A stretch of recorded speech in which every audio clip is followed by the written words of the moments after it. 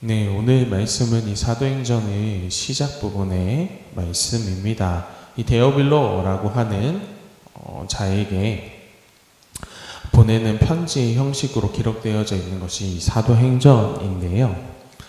이 사도행전을 우리가 보통 생각하다 보면 가장 먼저 눈에 띄는 단어가 하나 있습니다. 바로 이 성령이라는 단어입니다. 그래서 사실 많은 사람들이 이 사도행전을 마치 성령을 받아야 하는 일이고 또 성령께서 움직이셔야 하는 일이라고 이해를 하기도 합니다. 그리고 또 과거에는 또 그렇게 많이 가르치기도 했어요. 그러니까 성령께서 임하시면 모든 일이 해결되고 모든 능력이 이루어지고 라는 것을 우리가 보통 성령의 역사하시는 일로 이해하고 있다라는 것이죠. 그런데 왜 예수님께서 이 성령을 우리에게 보내주시기로 약조하셨는가? 그것에 대해서 1장은 분명하게 밝히고 있습니다. 그러니까 우리의 기도가 응답되기 위해서, 우리에게 막 역사가 일어나기 위해서, 기적이 일어나기 위해서 성령을 우리에게 보내신 것은 사실 예수님의 뜻이 아닙니다. 그런데 예수님께서 우리에게 성령을 보내신 이유는요, 요한은 물로 세례를 베풀었으나 너희는 몇 날이 못되어 성령으로 세례를 받으리라 하셨느니라 라고 말하는 이 5절의 말씀에 기록되어져 있습니다. 여러분, 세례가 기적을 일으키기 위함입니까? 세례가 기도가 응답을 받기 위함입니까? 아니지 않습니까? 이 세례라는 것이 가지는 의미는 무엇입니까? 이전의 삶을 벗어나서 이제 하나님의 백성으로 온전히 살아가겠다 함을 모든 사람들 앞에서 보여주는 증표와 같은 행위 아니겠습니까? 그런데 이 요한의 물로 베푸는 세례라는 것은 그 당시의 마음으로 족할 뿐 결국 사람은 또다시 이 죄악의 길로 행할 수밖에 없는 인생이기에 이제는 단순히 금방 씻겨져 내려가고 말라버릴 물과 같은 세례가 아니라 이 마음에 거주하시며 계속 함께 하실 그 성령이 우리 마음에 임하시는 것이죠. 그렇다면 성령이 결국 우리 마음 가운데서 행하시는 일들은 무엇입니까? 우리가 예수 그리스도의 제자로서, 예수 그리스도의 백성으로서 이 삶을 살아낼 수 있는 힘과 능력을 허락하신다라는 것 아닙니까? 그러니까 우리의 마음을 견주하도록 하시는 이가 바로 성령님이라라는 거예요. 성령님께서 가장 많이 행하시는 일이 그것이라라는 거예요. 죄악의 길로 더 들어가지 않도록 후회하게 하시고 생각나게 하시고 그리고 회복하게 하시는 일을 계속해서 담당해 나가신다라는 것이죠. 그 일을 행하시는 데 있어서 이제 필요하다라고 한다면 우리가 알 수 없고 이해할 수 없는 이적들을 행하시는 것일 뿐 이 성령님이 본래 가지고 계신 목적은 우리가 그 삶의 길을 걸어가도록 안내하시고 인도하시는 것이라는 것입니다. 때문에 우리는 좀 생각을 달리 해야 합니다. 많은 분들이 이 새가족부 교육을 받으신 분들이라면, 혹시 그 교육을 들으신 분들이라면 아실 수도 있는 내용이지만 교회를 다니는 많은 분들이 오해하는 것이 그것입니다. 성령을 받아야 한다고 얘기해요. 성령을 받으면 말씀이 이해되기 시작하고 말씀이 이해되기 시작하면 비로소 이 교회에 뿌리 내릴 수 있다. 그리고 하나님의 제자로서 살아갈 수 있다라고 이야기하고 있습니다. 그러나 사실 오늘 말씀은 그렇게 이야기하고 있지 않아요. 예수님께서는 우리에게 성령을 받으라라고 명령하지 않으셨어요. 예수님께서 행하신 일들을 보면 이와 같습니다.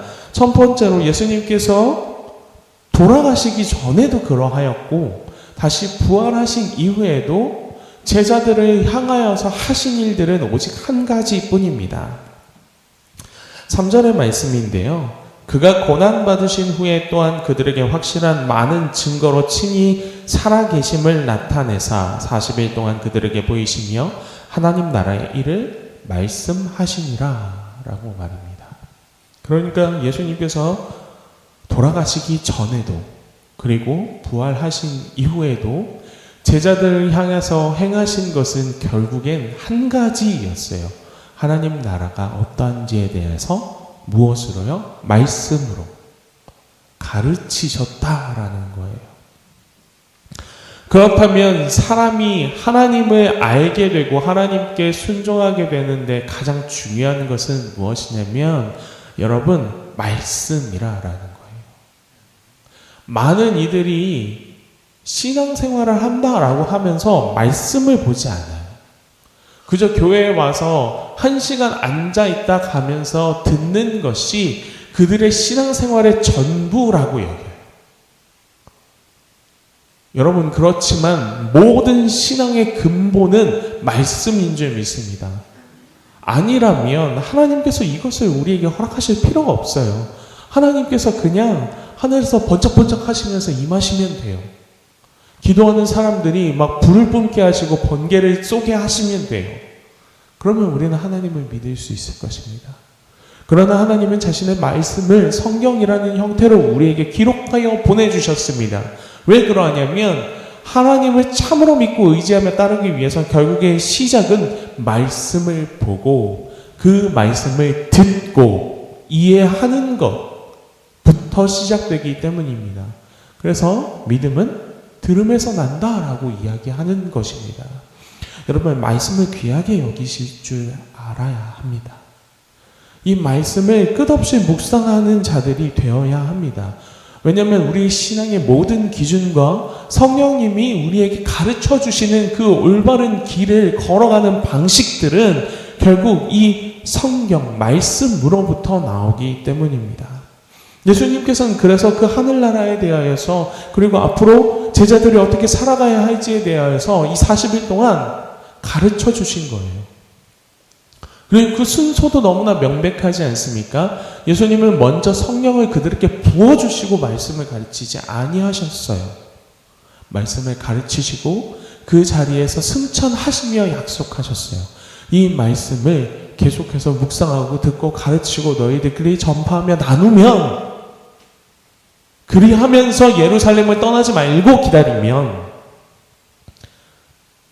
내가 약속한 성령을 너희에게 보내주겠다라고 이야기하셨습니다. 여러분, 그런데 사람은 참 안타깝고 연약합니다. 왜 그러하냐면 예수님께서 무엇이 중요한지 분명하게 이야기하셨는데 제자들은 계속해서 엉뚱한 행동들을 보여요. 예수님께서 십자가에 달려 돌아가시고 부활하셨다고 해서 제자들이 완전하게 변화된 것이 아니에요. 그 완전한 참된 변화는 결국 성령을 받고 나서야 일어나지요. 왜냐하면 아직은 이들에게 말씀을 이해할 능력이 있을지언정 그 삶을 살아낼 수 있는 가이드가 없기 때문에 그래요. 그들은 어떠한 행동들을 하고 있냐면 예수님께 자꾸 때와 시기가 언제인지 물어봅니다. 이게 무슨 말이냐면 결국에는 지금 우리 눈앞에 벌어질 일들을 이야기하고 있는 거예요. 예수님을 따라간다라는 것은 실제로 우리의 삶들 가운데서 살아내는 것인데 이들은 무엇을 얘기하고 있냐면 자꾸만 살아내기 전에 내 눈앞에 증거들을 이야기해요. 그러니까 곧 예수님께서 어떠한 일을 벌이실 것입니까? 라는 것을 말하고 있는 것입니다. 또 예수님께서 하늘로 올라가셨을 때 이들이 했던 행동들은 무엇이냐면 그 하늘을 그냥 계속 쳐다보고 있는 것이에요. 그 하늘에서 마치 구름 타고 번개치며 내려오실 예수 그리스도를, 하나님을 기대하는 것처럼 말입니다. 여러분, 예수님께서는 분명하게 이야기하셨습니다.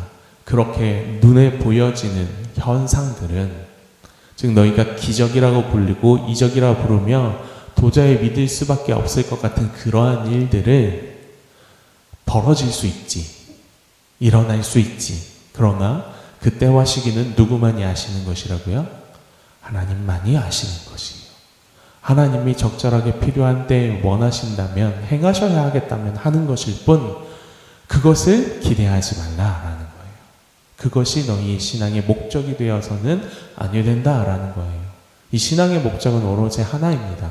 내가 먼저 말씀을 통해 이해한 것을 살아내고 다른 사람들에게 그것이 얼마나 기쁘고 복된 것인지 전파하는 삶입니다. 예수님께서 우리에게 부탁하신 것은 그것밖에 없어요. 다른 것을 기대하라 하지도 아니하셨고요. 바라보라 하지도 아니하셨어요. 오직 너희에게 내가 가르친 것을 지키라 라고만 말씀하셨어요. 그렇다면 그 지킴을 성령님께서 도와주실 것이라 라고 이야기하신 것이죠. 여러분들은 어떠한 방식으로 이 믿음을 키워나가고 계십니까? 우리의 믿음은 무엇에 근거하고 있습니까?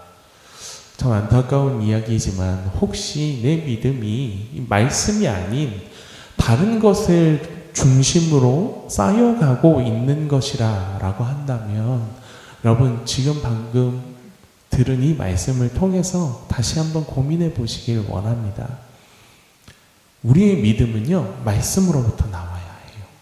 그리고 그 말씀은요 여러분 우리가 읽는 것으로 그리고 우리가 이 말씀에 동의하는 것으로 무엇이죠? 아멘. 참으로 이 말씀이 그러한 줄 사실인 줄 그렇게 이루어질 줄 내가 믿습니다 라고 동의하는 이 말로부터 시작되는 줄 믿습니다. 여러분 하늘나라를 기대하시길 소망합니다. 그리고 제자로서의 삶을 살아낼 수 있기를 기도하시길 바랍니다. 그러나 이 모든 것은 어디로부터 비롯되는가? 우리가 말씀을 읽고 말씀을 받아들이는 것으로부터 비롯되는 줄 믿습니다. 여러분 두려워하지 마십시오. 말씀을 읽는 것을 두려워하지 마십시오. 왜냐하면 우리 안에 이미 성령님이 함께 하시기 때문입니다. 이 자리에 나와서 그래도 하나님을 의지하기 원한다 기도하시는 여러분들이라면 하나님께서 보내신 그 성령이 우리 안에 계실 것이에요. 이제 그 성령은 우리를 통하여 움직이기 원하세요. 그러나 우리가 억지로 끌려가길 원하지 아니하시고 우리가 성령님이 말씀하시는 그 방향이 어딘지 알아채기 원하시는 거예요. 그 방향을 알아채기 위하여 말씀을 읽으시는 여러분들 되길 소망합니다. 말씀이 우리를 인도하게 하여 주시길 원합니다. 함께 기도하며 나아가겠습니다. 기도할 때에 하나님 내가 말씀을 사모할 수 있게 주시옵소서 기도했으면 좋겠습니다. 아버지 하나님 내가 말씀을 내 스스로 읽고 깨닫고 또 그 말씀에서 깨달은 바를 삶으로 살아낼 수 있는 그런 은혜를 허락하여 주시옵소서. 그저 앉아서 듣기만 하는 것이 아니라 내가 스스로 말씀을 마주할 수 있는 은혜를 허락하여 주시옵소서라고 좀 함께 기도하며 나아갔으면 좋겠습니다. 기도하겠습니다.